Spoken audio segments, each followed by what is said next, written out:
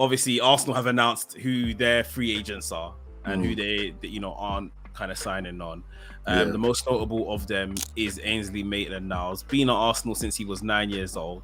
A real gunner. They put together a little kind of what I was calling with my bedroom WrestleMania type video package to show how he's evolved over the years since a 9-year-old, and a lot of scenes with him and Iwobi and Chris Willock, and all of them kind of guys that have come through. And we were talking in the last week about Maitland Niles and even the last 5 years of his career, how he's kind of picked up a couple FA Cups, Community Shields with Arsenal. He went to Roma. He won the Conference League over there, the Europa Conference League. He got relegated with a couple teams. I think it was West Brom and obviously recently Southampton. Very up and down, somewhat a controversial character at Arsenal, if whether it was his family causing controversy at times or himself and what he wanted, what he felt was best for his career. What were your overall thoughts of Maitland Niles? Is it the right time to go and move on? Where do you think he's going to turn up? I guess I'll take the question backwards. I think he'll turn up either at a championship team who have aspirations for being promoted, or maybe one of the bottom teams that are coming, the promoted teams coming up might snap him up. I mean, I think if I was him, I'll be trying to get a move to Burnley. I think they play very good football. They've got a very strong manager who'd be able to kind of whip him into shape in a sense. I don't know. I think he could play their football. Who else came up? Sheffield United did that. Luton. He could turn up at Luton again. I mean, I don't know. I think just in terms of, he'll keep himself on a decent wage. He'll be close to, East London in and around, you know what I mean? Potentially. But I reckon that's where he'll probably try to turn up or to, show up. I don't know if any Prem teams will take any current interest in him. I don't know anyone, unless it's free transfer. They probably wouldn't have to pay him too much. I guess it's more about what he wants for his career in terms of starting and stuff like that being an option. In terms of his career, one word, bro, regret.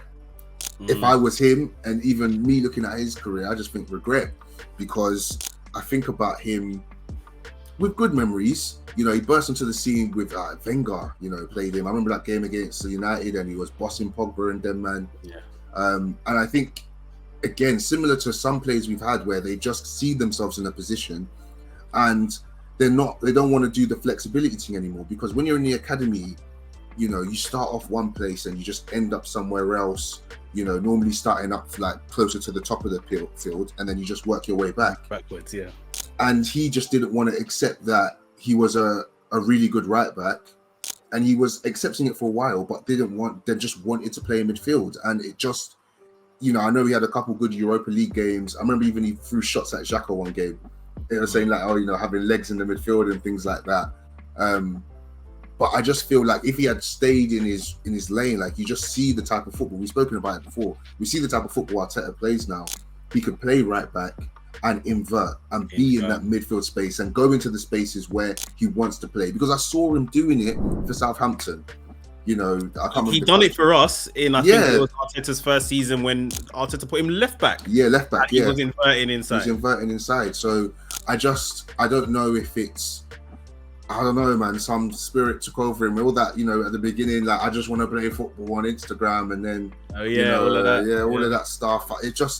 I just felt like he was never coming back and getting another chance or another contract, just because of that. But he he played in some big games. That FA Cup final when he was on, I think it was left wing back or whatever, and he played amazing. I think about our Europa League run, I think under Emery, and he played really well as well. He scored one big goal as well. I don't know if it was Valencia or one game anyway. He just, he was like a real strong fixture. He could defend, he was fast, and now he's being released and he's 25, 26? Something like that. So it's a shame.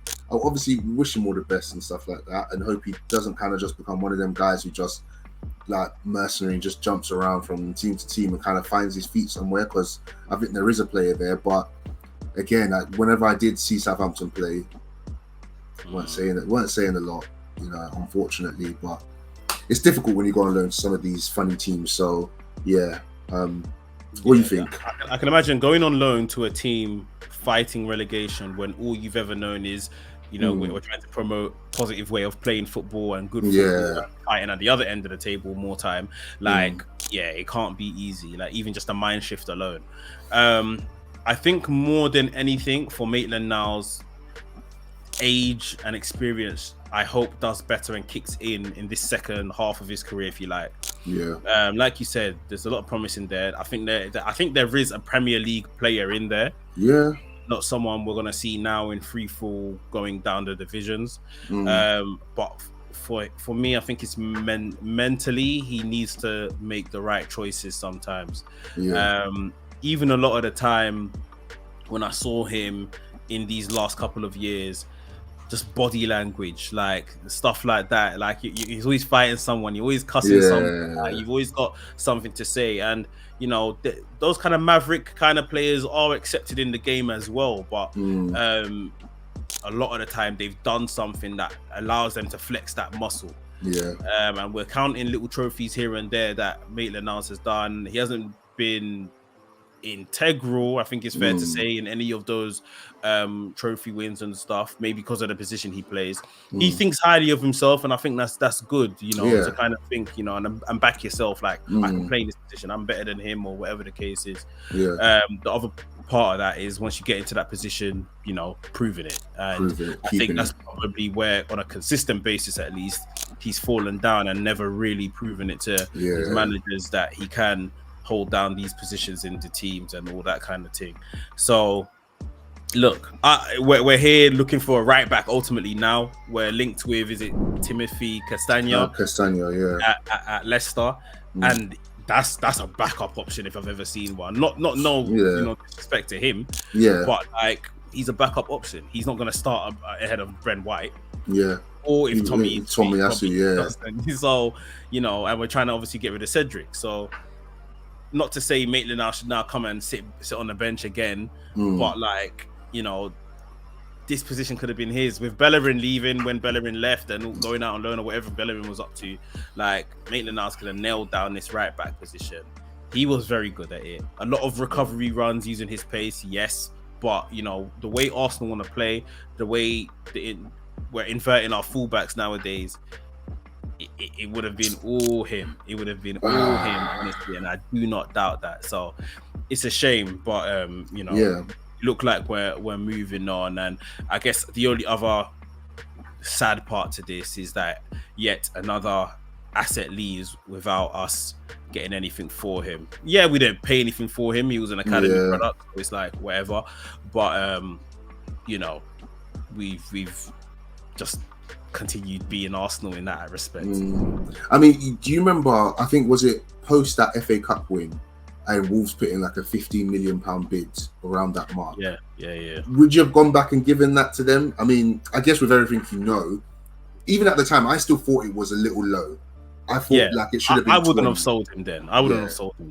Yeah, he was, he was really playing well at that point, and I kind of felt like he deserved the 20-25. If they said that, I would have said, yeah, okay, cool. But 15 was a bit of bants. And just listen to you say, about Bellerin leaving, and there was a chance. Like, I remember, like, Cedric. It was like him versus Cedric, and I can't remember who was even starting right back at the time. Maybe it was Cedric, and it just felt like, bro, you just gotta like turn on the burners in training for like you should be in front of this guy.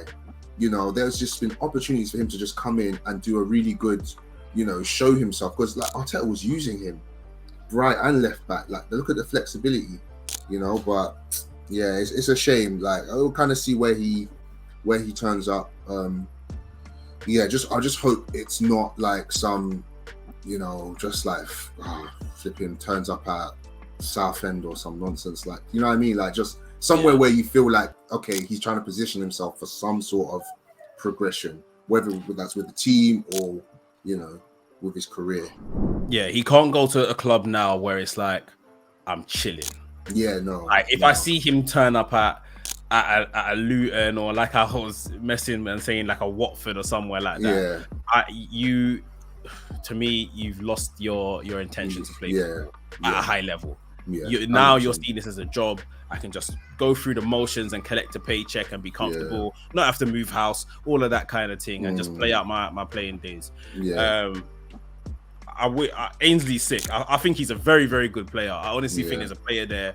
And like I'm saying, for me at this point, if he's about 25, especially, mental shift.